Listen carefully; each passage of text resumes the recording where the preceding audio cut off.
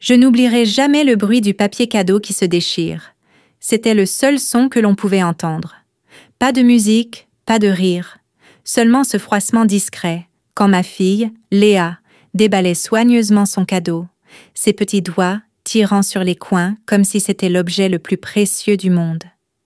Pendant une seconde, elle a même souri, ce sourire doux et rempli d'espoir que les enfants portent tant qu'ils croient encore au miracle. Mais lorsqu'elle a ouvert la boîte, son visage a brusquement changé. D'abord, la confusion, puis quelque chose de plus profond. Peut-être de la douleur. Ses petites épaules se sont tendues et elle m'a regardée. La boîte était vide. Je l'ai vue avant même qu'elle ne dise quoi que ce soit, un simple fond en carton nu. Pas de papier de soie, pas de jouet, même pas un mot, juste rien. J'ai cligné des yeux, essayant de comprendre ce que je voyais. Une erreur? Quelque chose est tombé? Peut-être que quelqu'un a oublié d'y mettre le cadeau? Mais avant que je puisse ouvrir la bouche, je l'ai entendu. Mon père, Gérard. Il a éclaté de rire, sec et glacial, comme un aboiement partant de gel. Il s'est renversé dans son fauteuil, a croisé les bras et a dit « Les gamines comme elle n'ont rien à attendre. Le monde est déjà plein d'assistés. » Mon cœur s'est brisé net. Léa est restée figée. Ses mains étaient toujours dans la boîte, comme si elle espérait que le cadeau s'était caché dans un recoin ou sous un rabat. Mais il n'y avait rien. J'ai senti la chaleur me monter à la poitrine. Mes mains posées sur mes genoux tremblaient. Je voulais dire quelque chose, n'importe quoi, mais les mots sont restés coincés dans ma gorge comme des échardes. Puis Camille, ma sœur, a soufflé en murmurant. Comme sa mère, toujours à attendre quelque chose, inutile. Ma mâchoire s'est crispée. J'ai senti mes muscles se tendre, mes yeux me piquer, les larmes prêtes à couler. Je me suis forcée à regarder Léa. Elle ne pleurait pas encore, mais ses lèvres étaient alors serrées, son menton tremblait, juste avant qu'elle ne fonde en larmes. Ses grands yeux doux se remplissaient de larmes, mais elle était trop fière pour pleurer. Elle m'a regardée de nouveau, non pas en suppliant, mais comme si elle demandait « Je fais semblant que ça ne fait pas mal ?» Et à ce moment-là, je me suis détestée. D'avoir voulu l'amener ici, d'avoir espéré, même naïvement, un Noël normal, d'avoir cru que mon père avait pu changer, d'avoir souhaité qu'il voie en Léa cette fille merveilleuse, gentille et créative que j'aime, et qu'il puisse l'aimer aussi. Mais ils ne l'ont pas vue. Pour eux, elle n'était qu'une extension de moi, un rappel de mon divorce, de mes échecs, de la pagaille que j'avais faite de ma vie. À leurs yeux. Un silence de plomb régnait dans la pièce, à part le souffle du radiateur et le tic-tac de l'horloge sur pied derrière le fauteuil de Gérard. Chaque seconde résonnait plus fort, comme si elle comptait à rebours vers un moment pour lequel je n'étais pas prête. Léa a regardé de nouveau la boîte vide. Ses doigts ont effleuré le bord, puis elle l'a lentement refermée. Ses mains tremblaient. Et alors, elle a murmuré « Moi aussi, je t'ai préparé un cadeau, papy. » Tout le monde s'est tourné vers elle. Gérard a levé les yeux, toujours avec ce sourire satisfait au coin des lèvres. « Ah oui ?» dit-il avec un demi-rictus. « Voyons voir, ça promet d'être amusant. » Mais Léa n'a pas reculé.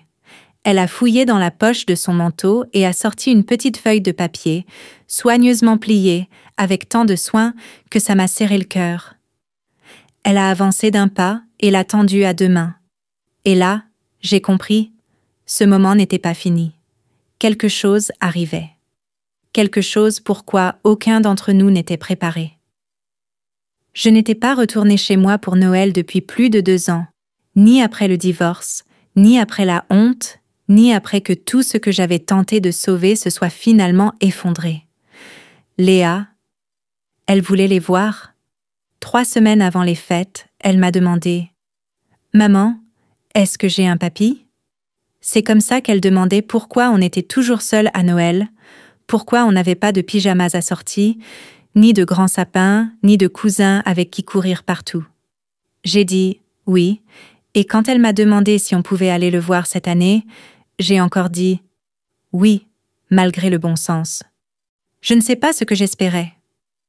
Peut-être que le temps les avait attendris. Peut-être que je croyais que, quand il verrait de Léa, vraiment verrait, il ressentirait en quelque chose. De la tendresse, du regret, de l'amour, n'importe quoi. Mais dès que nous avons tourné dans l'allée du pavillon, j'ai ressenti ce vieux poids retomber sur mes épaules. Cette tension invisible qui enserre les côtes comme du fil barbelé, quand tu essaies de sourire à des gens qui ne veulent pas de toi. Leur maison n'avait pas changé, toujours aussi froide, impeccable, parfaite. Plus un musée qu'un lieu de vie. Ma mère nous a accueillis avec cette politesse feinte qu'elle avait perfectionnée au fil des années. Elle m'a vite enlacée, a tapoté doucement la tête de Léa. Son regard s'est attardé sur les bouts usés de ses bottines. Je l'ai remarqué. Elle la regardait comme un objet sur une étagère, jaugeant si elle avait sa place ici.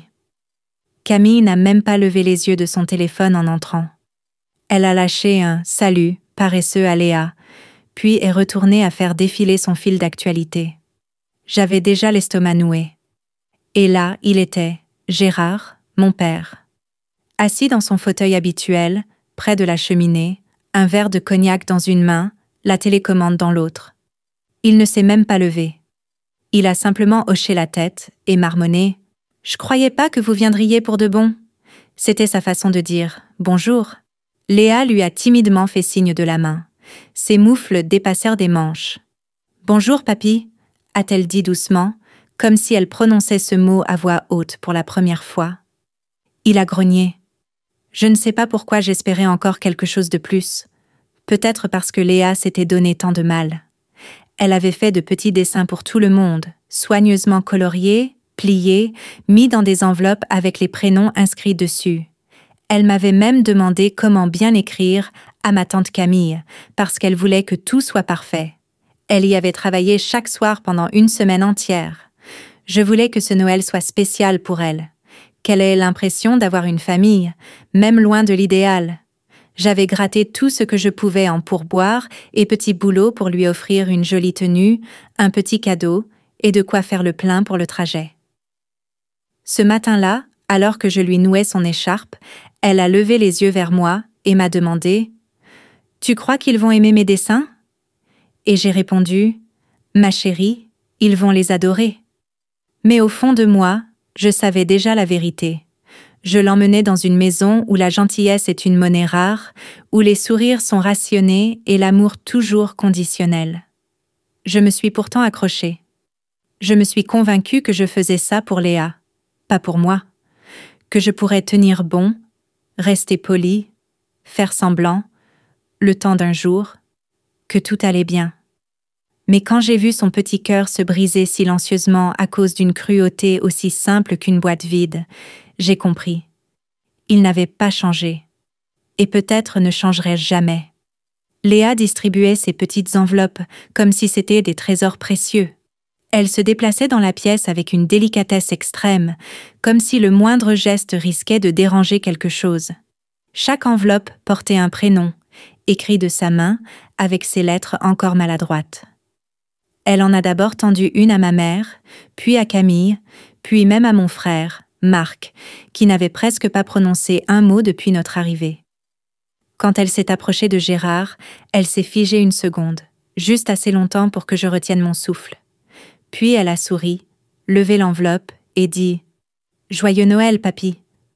Il n'a même pas détourné les yeux de la télévision, il a juste tendu la main, comme si elle lui remettait du courrier, et non une part d'elle-même. Léa est revenue s'asseoir à côté de moi sur le canapé. Son visage rayonnait encore d'espoir.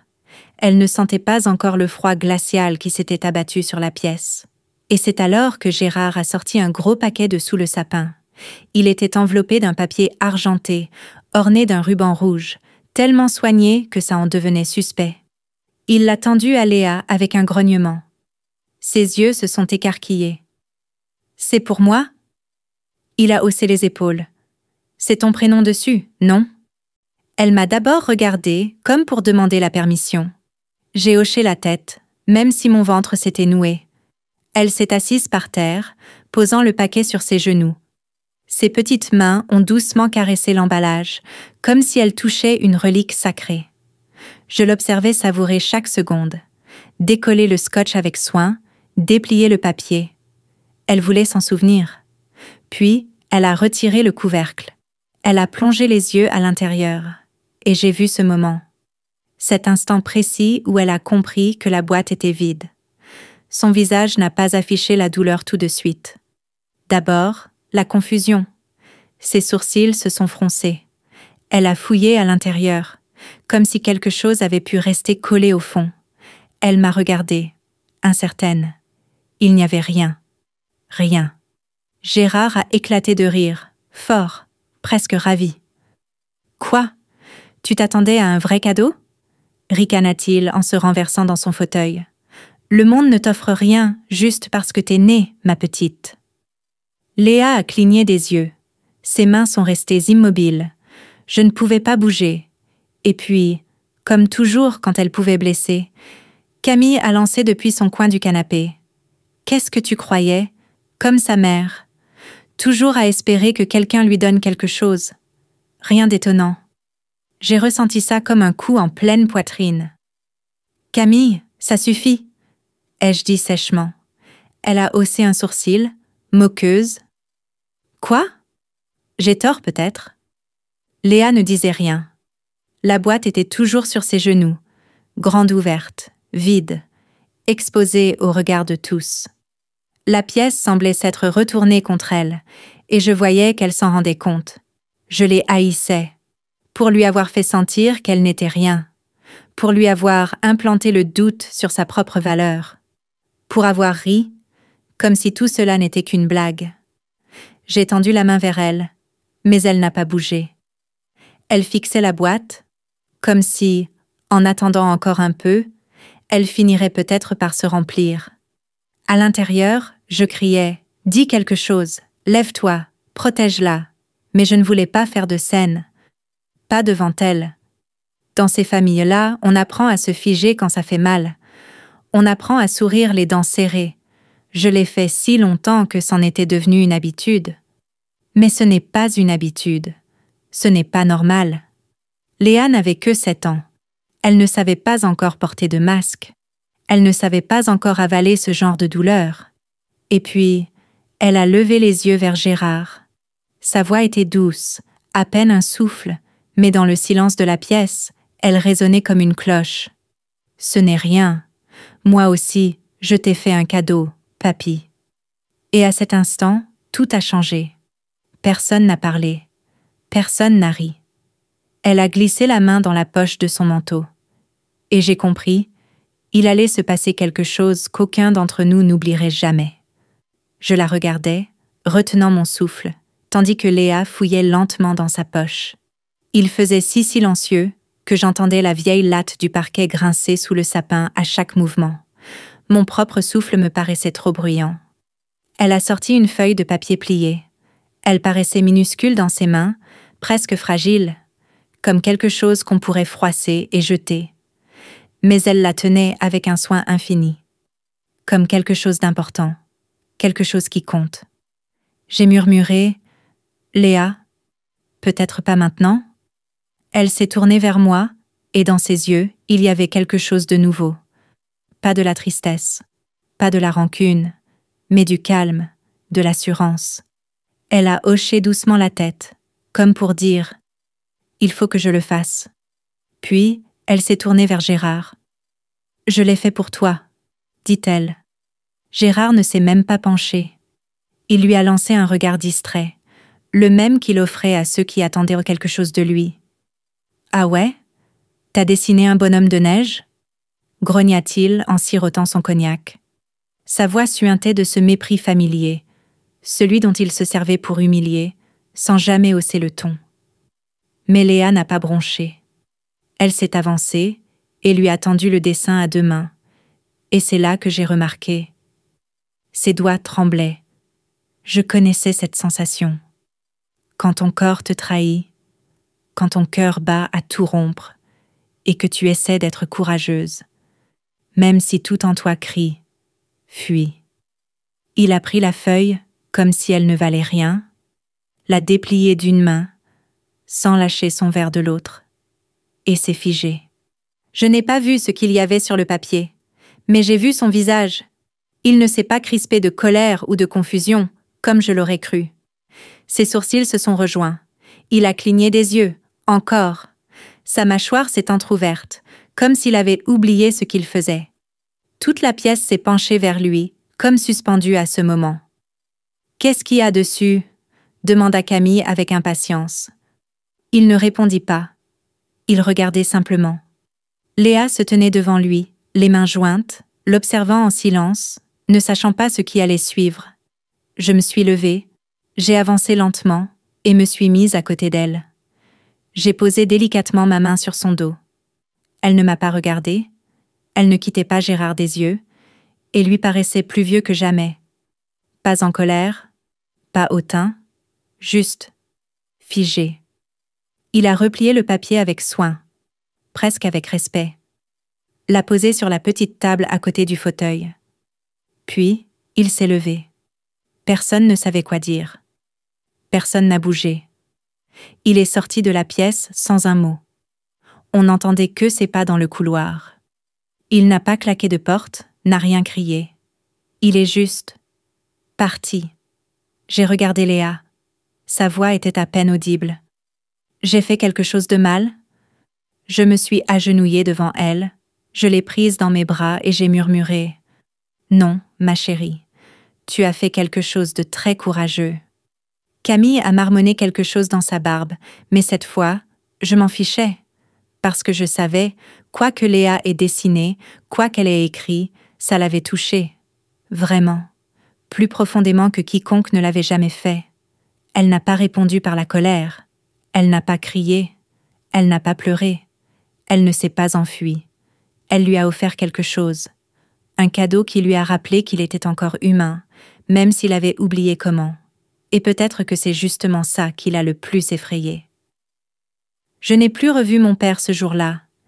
Il n'est pas revenu au salon, pas apparu pour le dîner, même quand maman a appelé tout le monde pour le dessert, avec cette voix mielleuse qu'elle prenait quand elle faisait semblant que tout allait bien. Léa n'a plus parlé de lui ce soir-là.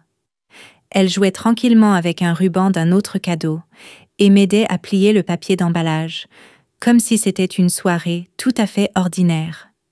Mais je voyais bien que ses pensées étaient ailleurs. De temps à autre, elle jetait un regard vers le couloir où Gérard était parti, comme si elle attendait encore quelque chose. Mais rien ne se passa. Du moins, pas ce jour-là. Le lendemain matin, nous sommes partis tôt. J'ai dit que nous avions des choses à faire en ville, mais la vérité, c'est que je ne pouvais plus faire semblant une minute de plus. Camille ne s'est même pas levée pour nous dire au revoir. Maman m'a tendu une assiette de restes de jambon, enveloppée dans du papier aluminium, et m'a dit de faire attention sur la route. Personne n'a mentionné ce qui s'était passé. Personne n'a demandé comment allait Léa. Et peut-être que c'est ça qui faisait encore plus mal. Sur le chemin du retour, dans la voiture, il régnait un silence complet. Léa regardait par la fenêtre, observant les dessins de givre défiler sur les branches des arbres. À un moment, j'ai tendu la main et attrapé la sienne. Elle a serré la mienne en retour. Je n'ai pas parlé du dessin. Je ne voulais pas la forcer à expliquer quelque chose qui, manifestement, était profondément personnel. Je ne voulais pas briser la magie de cet instant. Mais j'y ai pensé pendant tout le trajet du retour. Qu'avait-elle bien pu dessiner pour faire pâlir mon père, cet homme qui m'avait déjà appelé trop sensible pour avoir pleuré devant un film, et le faire quitter la pièce en silence? La réponse est arrivée 4 jours plus tard. Une petite boîte, banale en apparence, reposait sur le pas de notre porte. Pas d'expéditeur. Juste le prénom de Léa, écrit en lettres capitales, appliquées. Elle l'a ouverte lentement, comme si elle ne savait pas si elle avait le droit d'espérer. À l'intérieur, il y avait une minuscule boîte à musique, ancienne, en bois, avec des bords sculptés à la main et des roses peintes sur les côtés. Quand elle a tourné la clé, la mélodie de « Quelque part au-delà de l'arc-en-ciel » s'est mise à jouer. Il y avait aussi un mot, juste une ligne, écrite d'une main tremblante, hésitante. À la petite fille la plus courageuse que je connaisse. Merci de te souvenir d'elle. Pas de signature. mais nous savions. Léa a serré la boîte contre sa poitrine, comme si elle était en or. Au début, elle n'a rien dit. Elle l'a simplement tenue en souriant. Je me suis assise à côté d'elle, par terre, et j'ai fini par demander « Léa, qu'est-ce que tu avais dessiné pour ton grand-père » Elle a levé les yeux vers moi et a répondu « Un dessin où il tient mamie par la main. Et moi aussi. » Sa voix était douce. J'ai écrit que j'espérais qu'un jour, il sourirait encore, parce que je me souviens que mamie savait le faire rire. Ma gorge s'est nouée. Je n'ai pas réussi à répondre. Je ne pouvais tout simplement pas. Parce que c'était là, tout. La part de lui que j'avais oubliée. L'homme qui souriait autrefois. Qui riait. Avant que le chagrin ne l'endurcisse. Avant que les années ne le rendent sec et distant. Léa avait vu au-delà de tout ça. Et elle lui avait offert un fragment de ce qu'il croyait sans doute avoir perdu à jamais.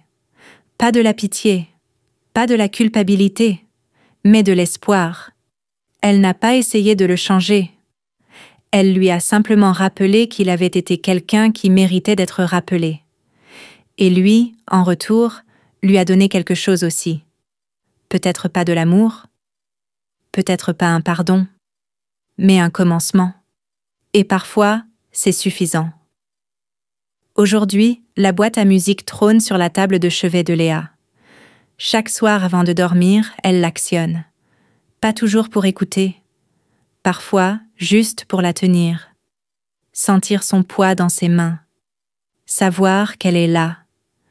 Comme une peluche qu'on est censé avoir dépassée, mais qu'on ne peut pourtant pas abandonner. Elle parle rarement de ce jour-là, mais de temps en temps, elle évoque sa grand-mère. Cette femme qu'elle n'a jamais connue, mais dont elle parle comme si elle était encore présente. Comme si elle la connaissait vraiment, à travers les histoires que je lui ai racontées, et ce silence doux qui est resté après elle. Et peut-être que c'est réellement le cas. Gérard n'a pas appelé, il n'a pas envoyé un second mot, il n'a pas dit « pardon ». Il n'a donné aucune explication. Ce n'est pas son genre. Et peut-être que ça ne le sera jamais. Mais une semaine après l'arrivée de la boîte à musique, j'ai reçu une lettre. Elle n'était pas pour Léa. Elle était pour moi. Courte. 3 phrases à peine. Écrites de la même écriture tremblante, irrégulière. Je me suis trompée à ton sujet. C'est une fille formidable. J'espère que tout va bien pour toi. Pas de signature. Mais j'ai su. Et pour des raisons que je ne comprends pas entièrement, j'ai pleuré en la lisant. Pas parce que ça réparait tout. Pas parce que ça effaçait les années de silence. Pas parce que ça dissipait ce sentiment qu'il m'avait toujours vu comme une déception ambulante. Mais parce que, pour la première fois, j'ai eu l'impression qu'il me voyait. Et plus encore. Qu'il voyait Léa. Qu'il avait perçu ce que je savais depuis toujours. Elle est unique. Elle a ce don de faire fondre la glace dans une pièce et de révéler aux autres leur propre chaleur, même s'ils ne la méritent pas. Elle ne crie pas. Elle n'attire pas l'attention. Mais elle transforme tout.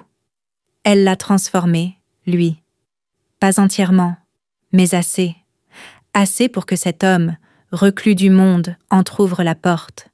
Assez pour que celui qui ne croyait qu'en la force et le silence s'asseye et écoute la musique née du dessin d'une petite fille. On me demande parfois « Pourquoi être allé là-bas ce Noël-là ? Pourquoi les avoir laissés être près d'elle ? Pourquoi ne pas l'avoir mieux protégée ? » Et la vérité, c'est que je croyais le faire. Je pensais que la préserver de leur froideur suffisait. Que si je n'en parlais pas, si nous n'y allions pas, si nous restions à l'écart, son cœur serait en sécurité. Mais Léa n'avait pas besoin de protection. Elle avait besoin de vérité. Elle avait besoin de les rencontrer. De voir le monde tel qu'il est, beau et cruel, brisé et porteur d'espoir. Tout à la fois enchevêtré. Et au lieu de s'y perdre, elle a choisi d'y allumer sa propre lumière. Elle n'avait pas besoin de vengeance. Elle n'attendait pas des excuses. Nous voulions simplement offrir un cadeau.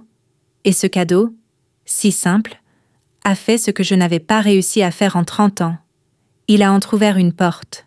Pas grande, pas pour toujours, mais assez pour qu'un mot puisse s'y glisser, pour qu'un air se fasse entendre dans le silence, pour qu'un vieil homme fatigué se rappelle qu'il avait été quelqu'un d'autre, autrefois. Ce jour-là, Léa m'a rappelé quelque chose, à moi aussi, que la gentillesse est parfois l'acte le plus radical, que le murmure peut résonner plus fort que le cri, et que, lorsque nous choisissons l'amour, même quand c'est difficile, même s'il n'est pas rendu, nous créons quelque chose qu'on ne pourra jamais nous enlever. Un instant, un changement, un don.